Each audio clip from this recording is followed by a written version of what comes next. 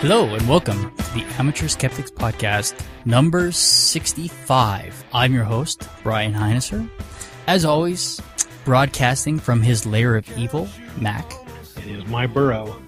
And broadcasting from the Dungeon of Doom, Ian.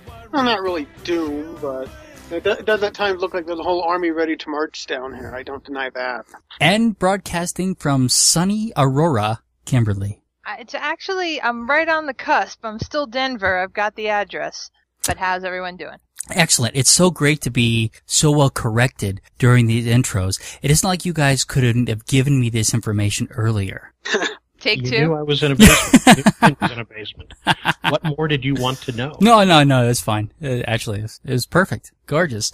How is everybody? Doing Doing all great. right. You guys did a lovely podcast while I was gone, with Jason Cordova, which I enjoyed listening to. It was a good experience for me to be listening to you guys from the other side. I definitely think that it went well. He was a good guest. He had a lot to say. I listening to it, there was a couple of things that, I really wanted to nudge him on. And Ian, your point is excellent, that when you're actually doing these things, you don't always catch all that stuff.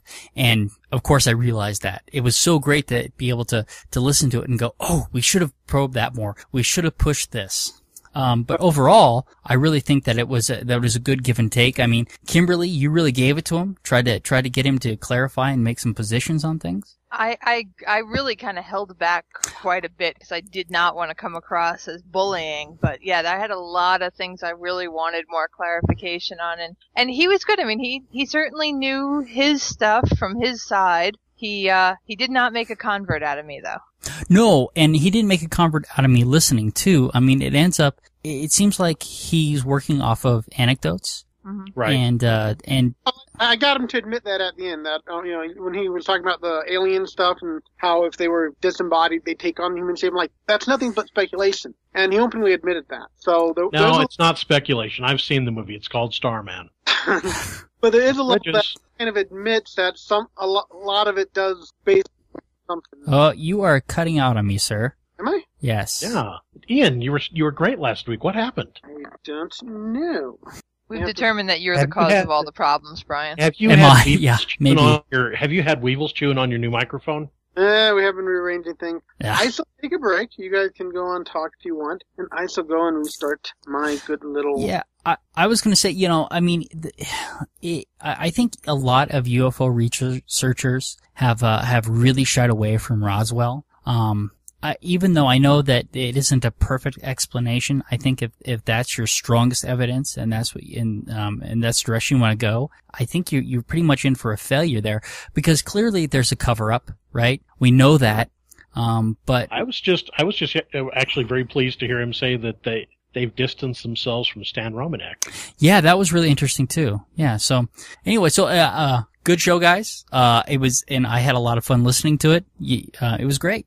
And not that you need me to come here and validate you all. You all know that you did a good job, but it was just fun for me to be able to listen. Actually, It I do is fun think you to- validate me, Brian. Oh, well, Otherwise you I'll do. have to pay for parking.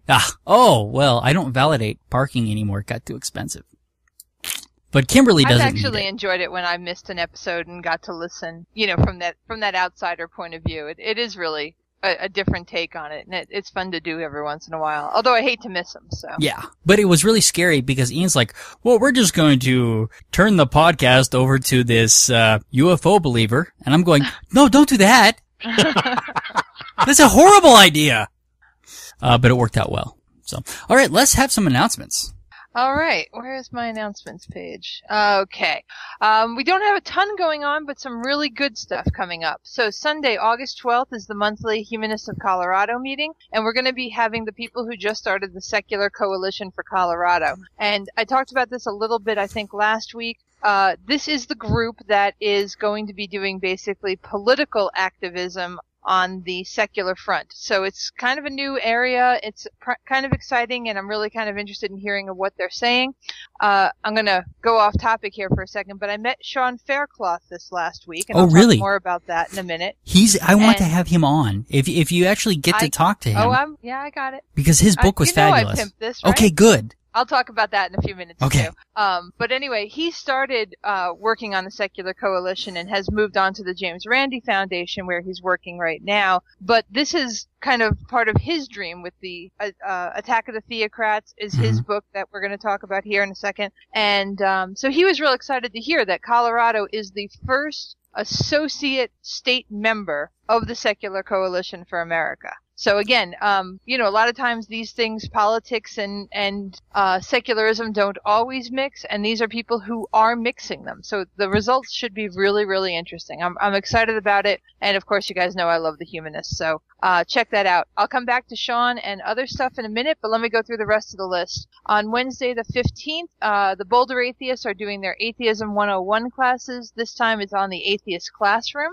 On Thursday the 23rd at the Denver Museum of Nature and Science, James Luna presents Phantasmagoria, a performative lecture. I'm not sure what it's about, but it sounds interesting. And then, of course, I've been talking about it, and I can't believe it's less than a month away. Friday, August 30th, Labor Day weekend, the Atheist Alliance of America Conference here in Denver. I hope everybody's going. It's going to be amazing. Coming up also in September, Thursday, September 6th, at the Denver Botanic Gardens, What Are You Really Breathing? A lecture from a professor of environmental engineering is going to be speaking. Tuesday, September 11th at the Denver Museum, Missions to Titan, the Enigmatic Moon of Saturn. That sounds like fun. Friday the 28th, the Science Lounge is doing the Bacchus Raucus, a party in Pompeii. They have a new exhibit coming in. And then this is a ways off, but the Denver Atheists put a link up here for Christians Unpacking Atheism. So it's an open event at a church where they're having Lee Strobel and, from what I gather, William Lane Craig talking about, from a Christian point of view, what atheists believe. Yes. So people are encouraging us to go and be respectful and ask questions and listen. But what a fascinating chance to hear about atheism from their point of view, letting us know what we believe in and stuff. So, you know, I gotta say, it is important for us to be there, even though, I mean, we know Lee Strobel's arguments, we know William Lane Craig's, and we know the straw men that they build up so that they can knock them down. And it's good to be there to try and rebut those things, but they, even when we do successfully do that, they still continue to use the same straw men. So we can't give up, because other people hopefully will hear what we're saying, but it's the same old stuff from those two. Yeah. Although William Lane Craig's a hell of a speaker. Oh, Gotta he give is. him that. So, Yeah. It'll be, especially if it's really live, it might be simulcast. I'm a little confused. I don't know. Their own advertising is a little misleading. But we'll have more information on it. We got plenty of time. So before we move on, if I can, I wanted to talk about the Free Thought Film Festival, which was just ended yesterday, Sunday in Denver. It was the second International Free Thought Film Festival. I wound up getting to go to the poker in the church game. I came in 5th, which was pretty good, I thought. Yeah, it is excellent. Yeah. And finally got beat out, though. But that's okay. Got to meet some interesting people and got to see a lot of really good movies. They did a number of things at different theaters, and it was really neat. Some of them were really great movies. Some of them were like, what does this have to do with secularism? But they were good nonetheless. What was really interesting for me, and what I kind of wanted to do a quick discussion on here, was there was not a ton of people at this thing. It from a reaching out to people perspective, I don't think it did incredibly well. It was well put together, the films were great, but we did not get the attendance that I would have thought something like this would bring out, especially in a town like Denver. And, you know, we've got the convention coming up next month too. And we've seen it in different meetups as well. It's just so unpredictable as to who is going to show up and what brings people out. So I kind of wanted to toss that out there to you guys and kind of ask the question, what do you think people want to come out for, or don't they? And, you know, as members of the secular community, what gets you off the couch? What gets you out to do stuff? Well, Brian's going to say open bar. And Well. they did have that at one of the events anyway. Really? I missed it? Damn. Yeah. Well, according to South Park, it's was it Punch and Pie? A cake and pie, I think it was. You know, what you're conveying here is what I'm hearing from, I think it's Daft. Which is the atheist community that moved to group spaces? Yeah, that's Daft, the Denver atheist. Yeah, I'm hearing the same thing from them. Mm-hmm. That they just are having trouble building this community. And they're resting a lot of hopes currently on the Secular Hub. Right. Which I haven't heard anything about in a while. I hope that's still coming along.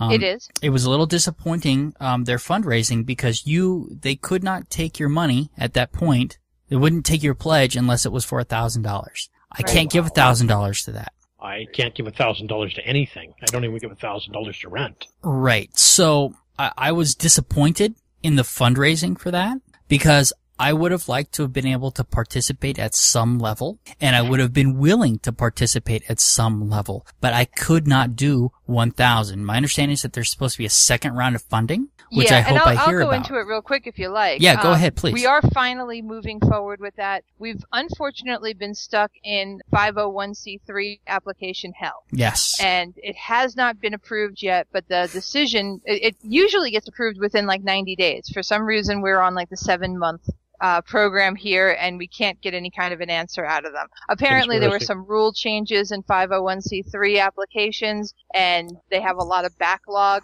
We're apparently stuck in that. So, one of the rule changes is that 501c3 can't be atheists. No, that's not true. So what's stop telling lies.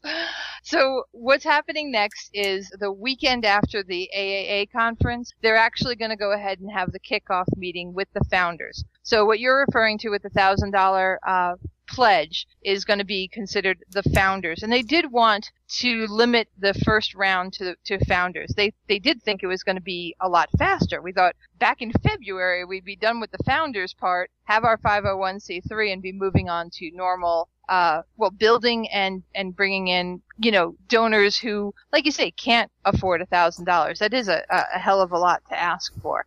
But it's moving forward. They basically are working with Eric Meir from Atheists for Humanity so that the way people will be able to, because there's a lot of obviously problems with taxation. So what's going to happen is, even if they don't wind up getting 501c3 status, which they expect they will, they just don't know what the timing will be, the donations are going to go through the Atheists for Humanity, which can then give the money to the Secular Hub, which means that if for some reason the Secular Hub goes along as not a 501c3 charity and goes rather as just a corporation or a business, which is another possibility. We don't have to have 501c3. We would just like to. The only people who would have to change their taxes would be Atheists for Humanity. So there's kind of like this big workaround kind of thing going on for that. So I realize no one's really heard much about Secular Hub, but it is just about to get started. Okay. In September. Basically, it's how it is. It's the same people who work on the same stuff. So we're all working on the conference until September, and then we're going to be working on the Secular Hub. But it is coming. There will be plenty of chances to be involved and kind of see what's going to happen next. Again, their idea behind the first round of founders was to make sure that there were a couple of big investors to kind of seed the pot, if you will. So I know it should have been a really small window, but it's gone a lot longer. All right. So okay. Anyway, so yeah, you're right. I have a lot of hope too. Like Jeanette from Daft does about the Secular Hub bringing us together. But at the same time, what I'm seeing from my point of view is a lot of opportunities going by that's not catching people's attention. And that's not anybody's fault or anything. I'm just kind of wondering how to do it better. What would, again, just using you guys as a test group, what would bring you out besides an open bar? I used to go out for a lot of this stuff, and I haven't. And that's because of, the way that IIG has gone for me. Mm-hmm. And hopefully we'll be resolving that soon, and I'll feel like I can participate more. But that kind of zapped me, in a lot of ways. Particularly with the secular community, it doesn't grow. And, we get a few people in and out, but we kind of had a core group of, I guess, about 20 people for a while there. So those 20 people, I'll tell you what brought the Skeptics out. When we would do stuff like go to the hypnosis seminars, and when we went to see Chris we Moon did and stuff like that. We did the Mormon and the Scientology thing. That got right. crowd. Those were huge. Those kinds of things, those attracted crowds because, I mean, with one of them, I mean, it was a controversy for the skeptics, so we like to go. And the other one were being put on, with topics that were, controversial. Those kinds of things get people out and get people motivated. But in this state, we don't have a huge rift, of Bible Belt that we are combating. Right. And one of the things that I see, and this of course anecdotally, but I think that I could back it up, that places that have, that are more your Bible Belt types of communities, the ones that have sprung up atheist communities are some of the strongest. I mean, Austin, Texas seems like it's got quite a strong, atheist community. And of course, Texas is part of that Bible Belt. Sure. I got an observation here. Those events that you're talking about that a bunch of people went out to that were controversial, those were also kind of a negative intent. You went out there to disprove. You went out there to absolutely not. You are absolutely no. You're absolutely wrong. We went out to observe and to learn and to take notes. Our intention was not necessarily to disprove. It was not to be disruptive. Okay, it was just to go and primarily to listen and ask questions. Yes, we did ask controversial questions at times. Okay, but that was not our intent. And with the Scientology and that one, that was just a guy who was out of Scientology, giving his experience. And so I disagree with you about the intentions in those particular situations. Certainly, we do occasionally do stuff where that is the intention, but not most of the time, actually. I don't know, Kimberly, I mean, did you feel that way when we went to see Chris Moon and some of those? Yeah, I mean, programs? everything we've ever done, I've felt that I've always been a little bit even surprised at the level of niceness that we did. Like you say, nobody ever went in and kind of slammed anybody or, got right up in anybody's face or disrupted a meeting or anything like that. And I wasn't sure when I first started going to events like that if that would happen or what my reaction would be. But it's always been very polite and, the same thing with like the free thought exchange formally into the churches. There's not this sense of going in to have a fight. Quite frankly, we're smart enough to know we are outnumbered. We can't win in a street fight. Right. We're going to get our asses kicked. So nobody is interested in getting their asses kicked like that. We don't have the numbers for that kind of thing. We've got the truth, and that's about it. But either way, I get the sense that more people don't want. No one's really interested in those in a situation in which it would be a big fight. But I do kind of agree with the point that the oppression kind of thing does bring people out, or certainly makes them stronger in their fight. And it is true. In Denver, I've got atheist stickers all over my car. Nobody has ever blinked at me. So whereas if I think I was down in Colorado Springs or Texas or something like that, I may very well have to keep an extra eye on the road to make sure I don't get knocked off. Yeah, Colorado Springs has a little bit stronger atheist community, I think. Mm-hmm. I think that that they're more active. They might have fewer people, but I think that they are a little bit tighter knit and they operate a little bit more. They operate differently. Yeah. And we've got great numbers. Denver Atheists just passed 1,000 people on Meetup the other day, but we certainly don't see 1,000 people at any particular Meetup. Right. And that's fine too. Yeah. That's just kind of the nature of it. Well, I mean, the Skeptics are over 500 or so, right? Right. But we don't know most of those people. Right. Yeah, like I said, I'm just wondering what it is, even on a small level, what brings people out. Because I'm the idiot who's out at everything. Like I see any kind of announcement, like, oh, I'll go to that. Oh, I'll go to that one too. And it's even two when my things. relationship suffers for the fact that I'm out every night a week. It's going to be controversy and a need. And I sometimes think that the need for that kind of a community in Denver is not as strong. No, it's not. Because we're not fighting. We're not fighting, right? I mean, listen, I don't know if most of my coworkers are atheists. At least the younger ones are. The older generation, I'm not sure. I mean, I know there's two very religious people, and there's two that are, I would call, more apathetic to religion, right? So, where I work, it's a non-issue. If they decide to fire the atheists, they're pretty much done, right? There goes most of the staff. Right. So I don't have a problem at work either. Yeah, see, and it's interesting because as we move forward, there's been a lot of talk, and we haven't done an article on this in a while, but the category of none of the aboves, basically, where people say that they have no religious affiliation, they don't necessarily believe in anything in particular, keeps rising. I mean, we're at something like 19% now of the population. We are no longer a minority. Now, those numbers are highly debated. I'm not sure. I don't know. I don't know where you're getting those numbers. It depends how you ask the question precisely to get exactly what it is. But either way, the number of people... 19% is still a minority. Yes, but it's a minority that composes more than... If you added up all the Jews, Hindus, and Muslims in America and doubled that number, you'd still be below that percentage.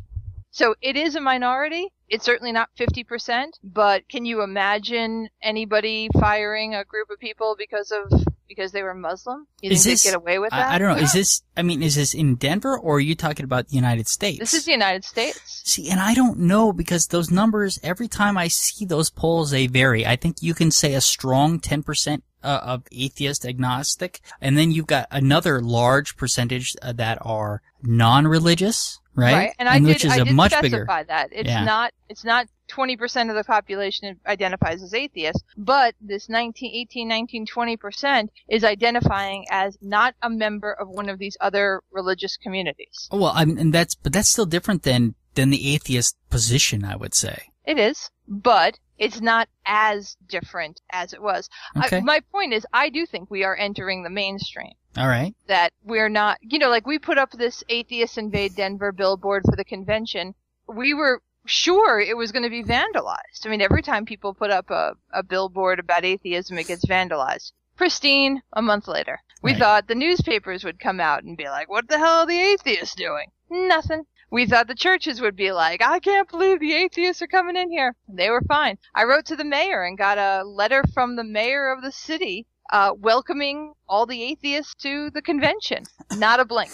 Right. So we're the mainstream now, Well, I don't know about mainstream, but certainly we're not as controversial in Colorado. Right. Okay, you hold this in Alabama, there's going to be a different story.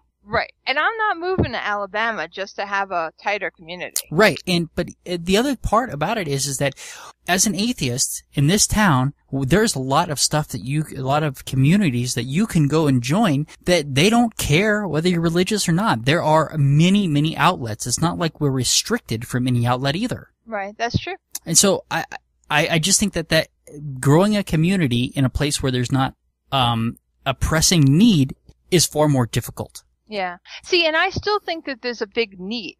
I mean, because we do still see all the kind of, granted, they're not huge, but, the smaller kind of things of still teaching against evolution. We're still gonna have a stupid personhood amendment on, the ballot in November in this state. And now it won't pass because no sane person would vote for that kind of shit. But we're gonna go through it again. We go through it every time with these people. And, again, I've yet to hear the non-religious personhood amendment argument. Maybe it's out there. I'm not saying it's not. I'm just saying you haven't brought it to me. The most recent thing, though, that we do have in this community, we had a shooting a couple weeks ago. Yeah. And an evangelical leader has come out and said that only the Christian victims will be going to heaven. So we're not, but he's still a minority, as far as people saying this kind of crap. Right? But, we do have this kind of stuff that needs a response. Yes, it does. It does. So, and like I said, we've talked about before, I'm interested in building a community. I find it important. But I know that I might not be in the majority here. And like I said, I'm just trying to hear from people what would tweak them into, yes, I want to go to that, versus, yeah, that's cool that that's happening. Right. And I'm happy to be involved. But once again, I've got many other things going on too. Yeah. So it's a balancing act. All right. Well, I thought I'd put it out there. If any of the listeners have an opinion as to what kind of things they're looking for or what would get them off the couch kind of thing, I'd love to hear it. I'm interested in it. I'm not, again, saying anybody should be doing X, Y, or Z. I just like to know what people are interested in order to build the community. Yeah. So I think that's a great question to ask. And hopefully somebody will have better answers than I do. And maybe I'm wrong. Maybe somebody's going to be able to explain to me what I'm getting wrong here. Okay. So we'll see. All right. So you went to Utah to become a Mormon? I did. Is I went that to, well, the understanding? okay. I think there's 3 reasons to be in Utah, right? You might want to become a Mormon. You might want to be in the Witness Protection Program, or you might want to be part of their, way to Vegas. yeah, or there might, yeah, you could be on your way to Vegas, or you might want to be part of their LBGT, community, which is quite strong out there. I'm not in the Witness Protection Program. Okay. I found out that you can't just pick up wives. There's not just like a shop where you can go in and get extra wives. Apparently the LDS church is where you have to go to that, not the LDS church. So I got that wrong. Okay. So polygamy, not so much anymore. Even though that's biblical marriage, right? Everybody's talking about biblical marriage. Sure. What about Abraham, right? Explain to me his. So no extra wives. I'm not the Witness Protection Program, and I really am not a member of the LBGT community. So I was in Utah for other reasons. On the Abraham thing, apparently he killed vampires. Different Abraham, but yes, good point. Okay. Yeah. Anybody see that one? I have not seen the movie. I read the book. The book was fun. Me Read the book too. Yeah. Okay. Yeah. So we went in through Dinosaur. We went down to Salt Lake and we went to Moab. I went up to Dinosaur. We stayed in Echo Canyon, which was a lot of fun. But, then we went and saw the quarry. And so in Dinosaur, Utah, that's where they have the quarry. And if you haven't been there, it's pretty neat. So that used to be a river, and and in the center, they figure it was probably a sandbar or something where all these dinosaur bones collected of all these animals. And so they've taken a piece of it, they've excavated the bones, right? But they've left them in there. So you can kind of see, the progression down the river, of the bones moving and stuff like that. It's really pretty neat. And so I went up and I was talking to one of the rangers, and first thing I asked him, so how did they date this? And so she starts talking about lava flows and everything, and you can just see her, going through the motions, and I'm like, was it potassium, argon, or lead, uranium? And she's like, potassium, argon. And so she was like, you could see the relief on this woman's face not to have to explain radiometric dating to one more person. But it was cool. So they dated it between 2 lava flows, and so they were able to do that. And but I did have to ask, and this is when my wife and kids they leave me. Do you guys get a lot of young earthers coming through here? She says, if they've come through in mass, I don't know it. They kind of keep to themselves. Occasionally, you'll get the person coming in and say, I don't believe that, and you're kind of like, okay, She's like, it's quite a bit of evidence to just disregard, but yeah, for the most part, you don't get a lot of controversies. She said that, she came from a place, that was earlier, I guess it was probably, Cretaceous time period, and this was late Jurassic. So, and the other thing is, I wanted to know where you could go to see the KP boundary, and apparently she thinks that's probably up in Montana, so I'm probably going to have to go to Montana now. Okay. Yeah, so we did that, and then we got into Utah, and it was Pioneer Day. They have a state holiday called Pioneer Day, which is kind of a week-long festival. Okay. That celebrates... It's based on getting pie in your ear? Well, no, not exactly. In 1840s, when the Mormons were removed from Nauvoo, Illinois, Brigham Young led the Mormon pioneers through, across the country, through the beautiful mountains of Utah to settle in the Salt Lake Valley, which is arguably the stinkiest place in Utah. The day is celebrated with song, dance, rodeos, potlucks, parades, and drunk driving. Only second to Independence Day. Interesting. Yes. So there's your history lesson. And then we went to Moab and saw arches, which was awesome. All right. Tell us about the free college online, Ian. Well, this is something that I had heard about starting up about a year ago. And I guess this last spring they had their first actual classes. But this is called Coursera, and it is basically free online college courses taught by real professors. It's all done, through videos and such, but it's all free. Now, the thing is it accredited? Yes, these are by accredited universities, big time universities. I mean, Princeton. A whole bunch Princeton and stuff have been joining in. But you cannot get a degree as of now through this program. But they will. There is a certification. Complete a class. They will send you a certificate saying, yes, you completed this college level course. So, and some really interesting classes. I'm actually going to start one here in about 3 weeks called gamification, which is taking the concept from. I'll read the actual. Okay, gamification is the application of game elements and digital game design technique to non-game problems, such as business and social impact challenges. Okay. They range, this one's a 6-week course, which is, I think, about the shorter side of it. I think I saw some that actually went up to like 12 weeks, but it seems like between 6 and 10 weeks are the normal ones. And, they tell you what days they start, how many weeks, how many hours of a workload. Like gamification is 4 to 8 hours a week. I can do 4 to 8 hours a week.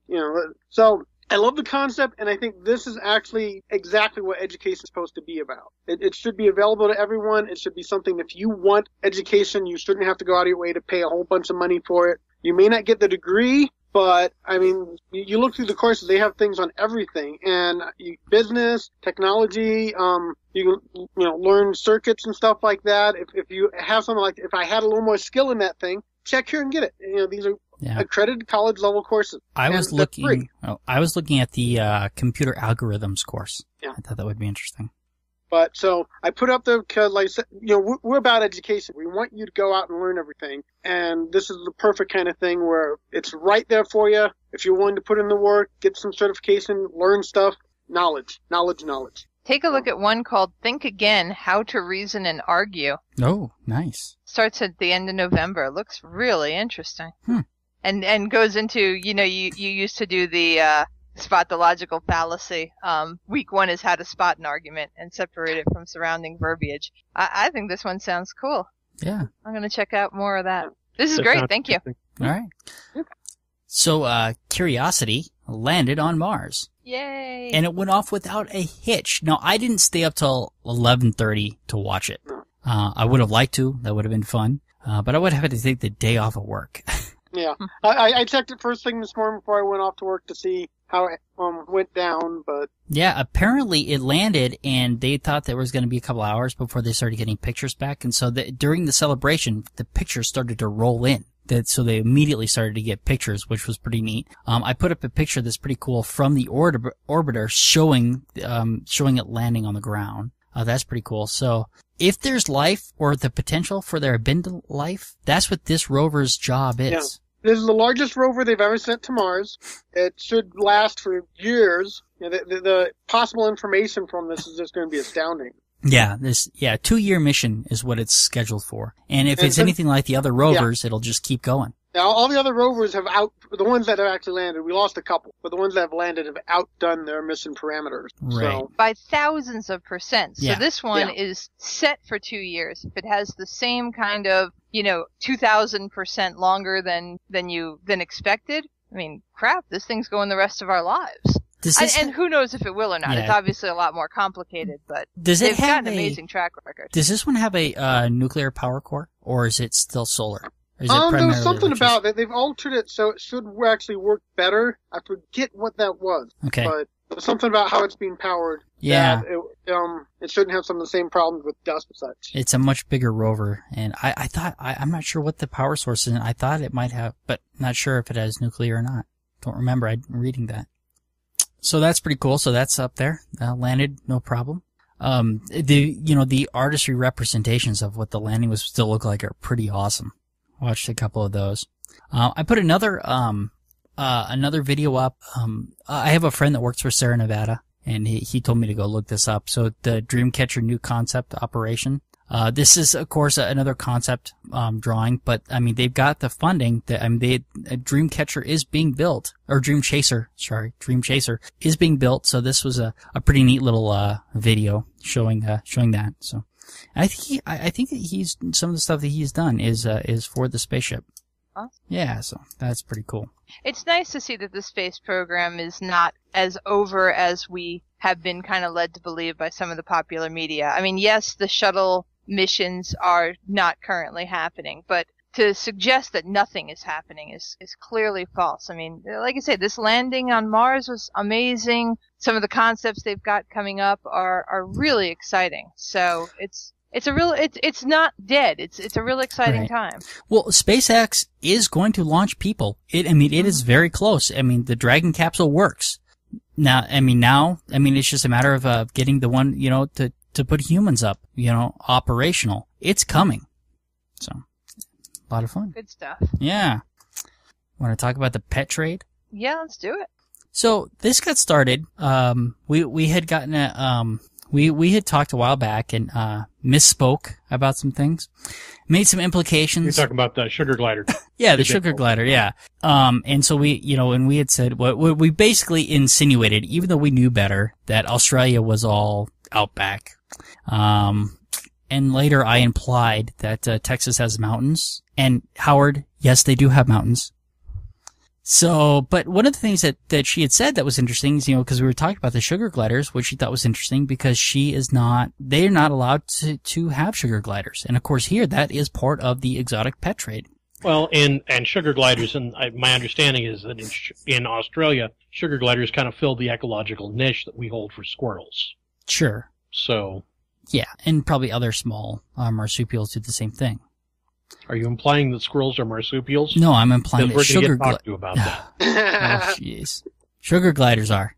Sugar gliders are marsupials. They are related to possums. Which reminded me that I knew that prairie dogs were a popular exotic pet in Japan. And here... I thought it was groundhogs, or are they also? No. I don't know if they are or not, but prairie dogs are much smaller than groundhogs, aren't they? Groundhogs are fairly... Groundhogs are about 3 times the mass of a prairie dog, I believe. Okay, so, yeah, but it is prairie dogs, and you can see pictures of and videos of people that were in Japan that took video of pet stores, and they have prairie dogs in there. And I thought it was primarily just an export thing. But I found out that up until 2003, that prairie dogs were an exotic pet here in the United States as well. I think of them as primarily a, something you go and stay away from because of bubonic plague. Yeah, I think they're exotic pets, prized by bubonic plague fanciers, aren't they? Well, that and monkeypox and other diseases. There was some guy got the black plague from, I believe it was a squirrel bite. Yeah, no, you can get it. I mean, certainly you can. So. Yeah, that I know, no. But I imagine that there's lots of other critters that carry the bubonic plague. But I didn't realize though, in 2003, there was a rat species of some sort that wasn't quarantined properly, that brought in monkeypox, that transferred that to the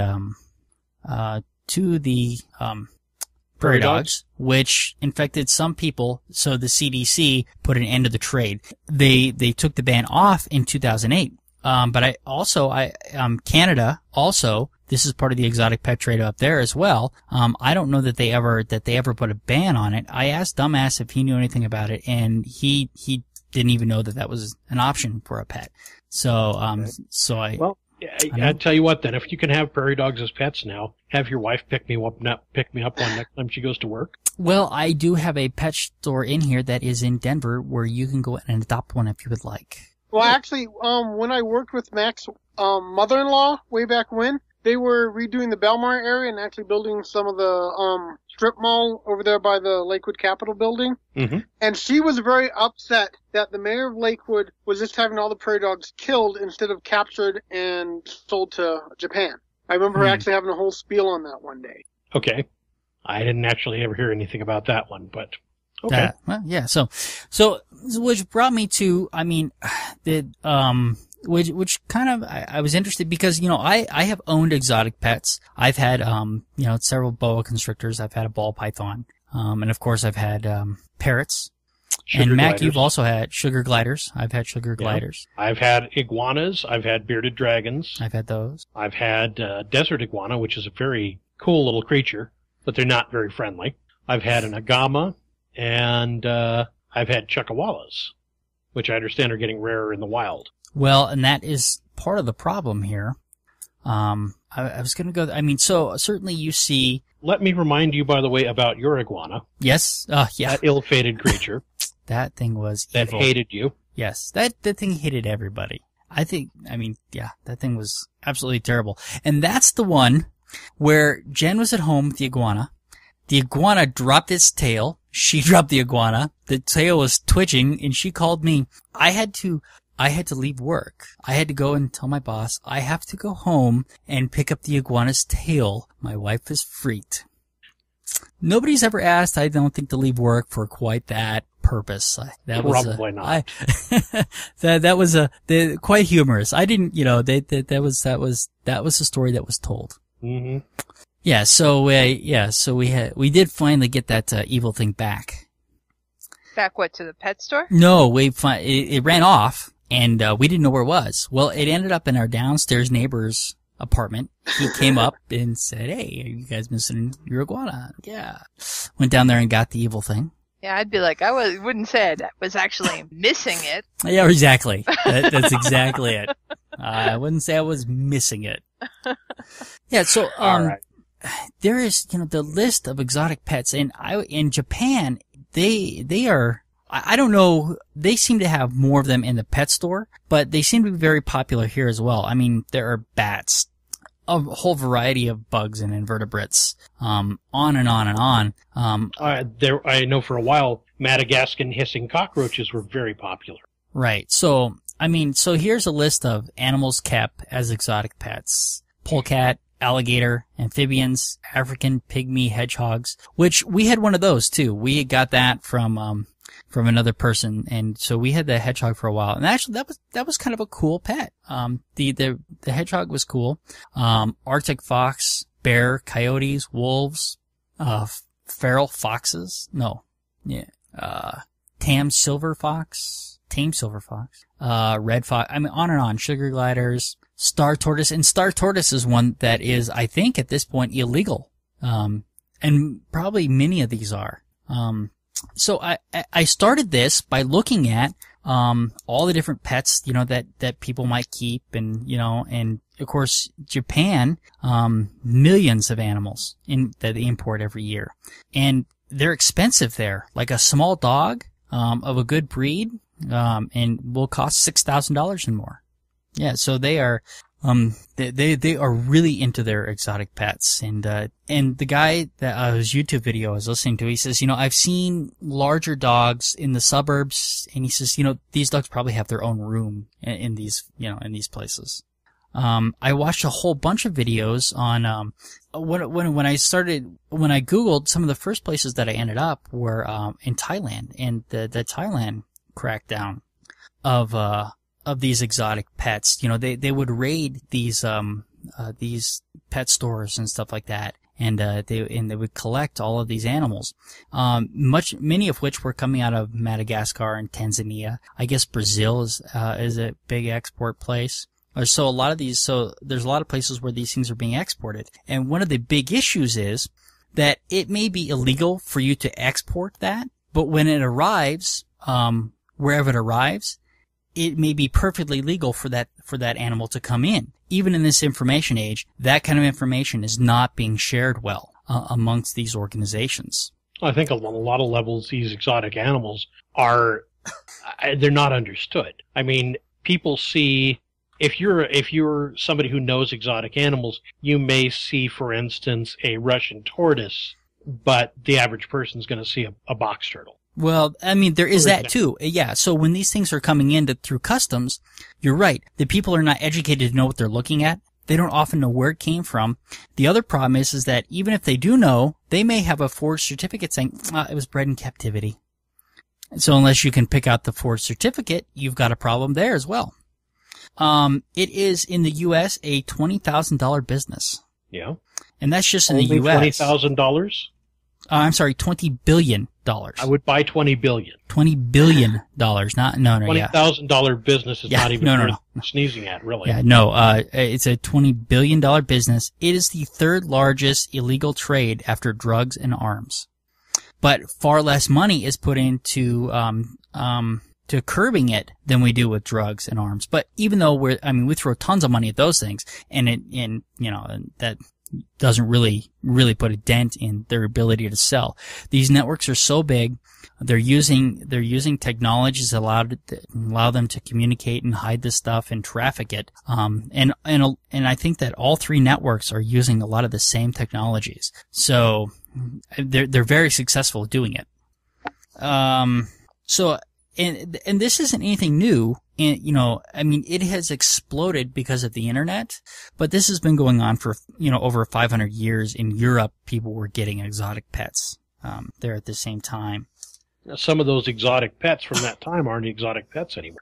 Well, and that's true. I think they still consider budgies to be exotic pets, but they're easy to breed in captivity, relatively easy. Right, and some of these that are being bred in captivity and fairly successful. So they may raid and get a whole bunch of these animals back, but most of the animals cannot be returned to the wild. When they catch these, about 60% of them are not in a condition to go back into the wild. So they have to be kept in captivity for the rest of their lives anyway. So these things are getting pulled out of their normal ecologies, shipped in containers that really are not equipped to ship live animals in. So my understanding, reading some of this, is that there's a lot of death in the shipping. Yeah. But even in what's remaining, what lives through the transfer process is still quite lucrative. In Madagascar, it's a huge problem exporting all of these chameleons that the wild populations are diminishing quickly. And chameleons, every chameleon I've ever seen, chameleons tend to be pretty delicate anyway. You look at them cross-eyed and they'll get sick. Right. Yeah, so, I mean, huge problems with that kind of stuff. I've never had a chameleon. I've had the little false chameleons, the anoles. Right. But I've never actually had a chameleon. I have a guy I work with raised panther chameleons. Okay. So there are, and I don't remember the first two rings are. So there's kind of 4 rings. The third ring is for the pet trade. The fourth is ornamental, so the skins and feathers and stuff like that. Okay. That they're trafficking. And every one of these is a huge issue in and of itself. You start looking and you can go for a long ways on any particular thing. I mean, I'm just kind of going over the broad surface of the problem. Every single one of these is a particular issue, and there's a lot going on with these in each of these arenas. So the pet trade, if you guys got down to the Museum of Nature and Science to see the reptile exhibit? I did. Yeah. So did you see all of the stuff that they had collected at customs? Oh, yeah. The snake, and everything like that. Huge amount of stuff, boots, and it's really interesting how they get this stuff into the country. So there's ways of doing it. So with the live animals, many of these animals are of course legal to bring in. So they'll just, they'll just stick the ones that aren't in with the other animals that they're expecting. And a lot of times they don't get caught like that. I mean, even, crates with false bottoms and stuff like that. All the stuff you see, apparently that stuff is regularly being done to get these things in here. I remember hearing an article, a couple of years ago about a guy who was trying to get on a plane with monkeys in his pants. Another one with birds in their clothing as well. So people do all sorts of crazy stuff to get these things past customs, and I've had birds on my clothing. It's not that bad. Have you had monkeys in your pants? I have not had monkeys in my pants. Well, then you haven't lived. That actually sounds like the beginning of like a dirty joke. It absolutely does. A man walks through an airport with monkeys in his pants. But another part of this problem, and this came from a lot of this came from a document that I got from a Brazilian organization that's really working hard to curb this activity. They said a lot of the problem is what corrupt animals is this Brazilian organization focusing on? Is it local animals or are they worldwide? I think it's exporting out of Brazil, okay, primarily. That makes more sense. Yeah. And I have their name somewhere. I think I put it in the document, didn't I? It's just one down here that connects to the PDF. Where is it? Did I not get it in here? I might not have gotten it. Ugh, I'll have to look. RENCTAS? Yeah, that's it. It was in there. Okay. Yeah. So that organization is out of Brazil, and they have a lot of problems with just corrupt government departments. Or maybe just even apathetic, so some of them know exactly what's going on and might be getting a payoff, and others probably just don't care, And I think that's one of the issues here is that, a lot of people probably are like, well, it's just animals. But they don't realize the damage that it's doing to the ecology. And one of the places to look at this, and ground zero is Florida. where they have, I don't have that information in front of me. Well, Florida's really, really friendly to a lot of different exotic species as far as climate goes. Right, so there has and it's been... like an all-you-can-eat buffet for some of them. Right, so they have over 1,000 species, and that's animals, plants, and insects. Didn't we cover a crocodile that got eaten by a loose snake in Florida? Yeah, but it's then the snake blew up. Right, it's much bigger than that, though. Crocodile stretched and the snake exploded. Yeah, so something like that. This is a short list. So the Everglades has over 1,000 introduced species, 62 of which are considered invasive. And so so there's some of them that are just like they just kind of hang out. It's not destroying the ecology. But there are others, plants and animals, that are disrupting the ecology. And of course, the big snakes are one of them. They also have a lot of birds that are disrupting the ecology. And actually, you can speak to birds a little bit, because didn't you capture a starling? We didn't capture a starling. We rescued a starling. Okay. It was basically a baby that was down on the ground, could not fly. And as it turns out, starlings are actually legal to keep because they are not a native species to anywhere in the U.S. Right. Yeah. Starlings are European birds. But but they have taken on quite well here, and I don't know if they're considered. They're extremely adaptable. Right, but I don't know that they consider them an invasive species. I don't know, but they could be pushing something out. It's very possible. Actually, one of the things that starlings do is literally pushing something out. Oh, starlings will push eggs out of other birds' nests and lay their own eggs in there, and have the other birds raise their eggs. There you go. So that would probably be considered an invasive species. Yeah, at least by the birds. By humans as well. But we've got a whole bunch of other things. Of course, pythons, monitor lizards, iguanas are all things that have been released into the Everglades. A bunch of different bird species, wild boar. I remember hearing a story not about the Everglades, but about it was an island down in the Caribbean, and somebody was observing this island, and they saw a bundle of driftwood come up on the beach, and like 5 iguanas got off this bundle of driftwood and disappeared into the jungle. A year later, the island is overrun with iguanas. Sure, I've heard that story. Haven't verified it, but it sounds interesting. It sounds plausible, at least. Yeah. Iguanas are really super adaptable. I call them the rats of the reptile world. Yeah. So the Everglades and Florida is constantly now trying to deal with this problem. And one of the things is, you can go out and shoot snakes. So you don't have to, if you want snake boots, now's a good time to be in Florida, I think. That does beg the question of who are these people who, I guess it just seems so foreign to me, the idea of I'm going to take a risk and do something illegal so that I can have an exotic pet and/or exotic pet wear. So here's one of the issues, not necessarily with the wear, but you buy a snake, you buy a reticulated python, you buy this thing and it's 1.5 feet long. Right. In a few years. And it's cute at 1.5 feet long. And not so cute at 5 feet. At 5 feet, at 6 feet, at 10 feet, at 15 feet, at 20 feet and bigger, your reticulated python is not a good home pet anymore. And so what these people do is they've got to do something with them, and they let it go. And in Florida, they live.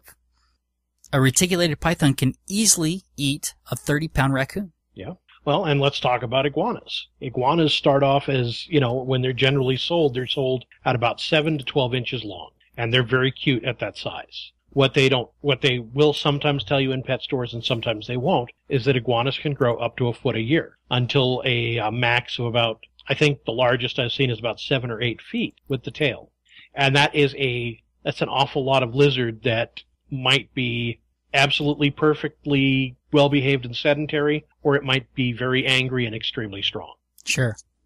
I speak to this podcast as a person who has almost had his nose bitten off by an adult male iguana. Well, and another big problem is these big monitor lizards. You get these water monitors, and the tail on a water monitor is strong enough to break a grown man's leg. I think I have one of those. A broken leg? No, a water monitor. It's a liquid crystal monitor. Is that the same thing? No. Okay. LCD is not the same as a water monitor. Okay. No. And I guess, and then to your point about, about wearing getting the snakeskin boots, I don't have an answer for you. But clearly, they sell them here on the black market. And I guarantee you that the amount that they're confiscating is negligible to what's actually coming into the country. Right. And so we're not doing enough to protect these species in the wild. And it's not like it's just a problem in the United States. We're a much bigger importer than we are exporter. But Madagascar, Brazil, Tanzania are huge exporters of this stuff. And a lot of it goes through Thailand before it comes here. So even if we would not accept that coming directly from Madagascar, we might accept the same shipment coming out of Thailand. So there's issues there too. And these drug or these cartels are using all these little loopholes in order to get the stuff into the United States and other countries, into Japan, and many other countries that are part of the problem. We're all part of the problem. We either have an export problem or an import problem. I need to go on the net and see if I can order me a crate of lemurs. I imagine you can. And it doesn't sound like it would be that difficult. I was talking to a guy that I work with, and because he does some stuff with wildlife here in Colorado. He's primarily a herpetology focus, and I asked him about it, and he says you can go online, you can order a black mamba, and they'll crate it up and ship it to your house. I do not want to be the person that opens that crate. No. But I don't have any reason to doubt it. I didn't start digging far enough to see, about what it would take to get these exotic animals. But at this point, after what I have looked at, I have no reason to believe that it isn't possible. Somebody's looking right now. I hear him typing. Don't get the black mamba. What's your address again? No reason. Yeah, no. Just wondering. I wanted to send you a Christmas card. Yeah, so that is a really rough overview of the problem, but the problems that are happening is the demand for these pets is incredibly high, and they're not being bred in captivity. Some of them are, right? Some of them we grow in captivity fairly easily, and most of the birds that we see, my birds are captive. I wouldn't even say I won't say most. But a lot of the parrots and stuff, we have no problem. Your cockatoos, your cockatiels, stuff like that. I don't think that they're a problem, but there is some parrots. Cockatoos are actually not parrots. Cockatoos are parrots. Apparently, as far as their genus goes, they're actually not. They have the hooked bill and they have 2 toes in front and 2 in the back. I think cockatoos are parrots. I don't know where you're getting this from. I'm getting this information off a bird forum. Fight. Yeah, now we're gonna have to fight. Yep. Cockfight. I don't know. I thought the cockatoo a parrot. Like other parrots, cockatoos have short legs, short claws. What this piece of information I was reading was saying was that cockatoos are not in the genus of parrots, and budgies actually are. But cockatoos have some characteristics that they can do that make them not actual parrots. Okay, I don't know what. Well, they're not true. I'm looking at Wikipedia. They're not true parrots, but they do make up. They're part of the order of. Don't even try to get me to pronounce it, but basically parrots. But they're not true parrots, and they're not New Zealand parrots. Okay, damn it! They have a common ancestor. Yeah, well they're in this. Well, all birds have got a common ancestor. There you go. See, dinosaurs. I'm covered. They're in the general parrots, but then there's parrots and there's true parrots apparently within it. All right, okay. It's broken down funny. They're not true parrots, but they're within the family order of parrots. Is the macaw still a true parrot? Yes. Thank you. So one of them on the list is a macaw.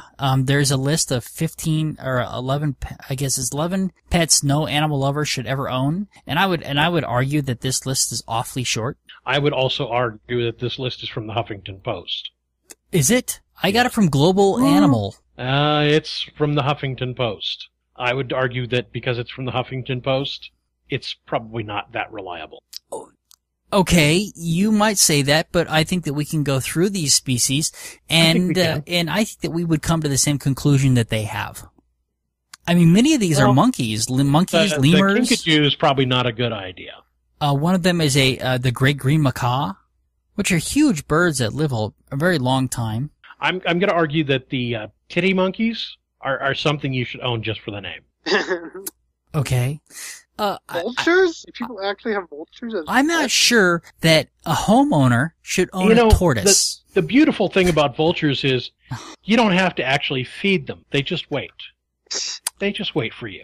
Sugar gliders are on the list. They don't call them sugar gliders, but those pictures are definitely sugar gliders, and they just say miniature marsupials. I don't know. We could argue these things, and I don't think that we'll come to any good conclusions on some of them. But I think that these monkeys, I think, are a pretty safe bet. That not a good idea. The lemurs, probably not the most fantastic idea. Fish are a huge problem because they're plucking them off the coral reef, and we're depleting the sea of its fish. I saw that movie, Finding Nemo. Yeah, I think that's a huge problem in Thailand. Is it the fish exports? No. I do want to throw out here, though. Or is it the Philippines? It's the Philippines. I do want to throw out here that they're talking about animals that are endangered in the wild. The reason they're endangered in the wild is not necessarily because people are wanting them as exotic pets. But the reason they're endangered in the wild is most of the time because their habitat is disappearing. Well, that is part of it for sure. But in Madagascar, their claims are that many of these species have become endangered because of the pet trade. And that is also possible. So, but yeah. Let me finish my point here. The point I was going to make is that in some cases, a captive breeding program may actually save the species, although it won't save it as a wild species. But that's a heck of a lot different than picking something up out of the wild and sending it to somebody's home. Yeah.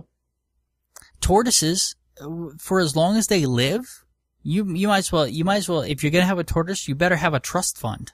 Yeah. Because when you die, they got to go somewhere. That is true. I'd kill somebody again if they left me a long-lived tortoise or a bird in their will. I would dig them up and kill them all over again. Tortoises, for as long as they live, only go about 40 feet. They're quiet, too. Quiet animal. Most tortoises are pretty quiet. The African ones, the ones that get really, really big, they can make some fairly loud noises, usually when they're taking down a wall. You know which ones I'm talking about. Like your Galapagos tortoises. Some of the I'm not talking about the Galapagos. Those are pretty well mannered. I'm talking about the African ones. I don't remember the name of them offhand, but there's an African tortoise that it's not that it's particularly vicious. It's just that it doesn't see obstructions as something to be obstructed by. So you have to build a super strong enclosure because they can go through most things. I don't know which one you're referring to. I'll have to look it up.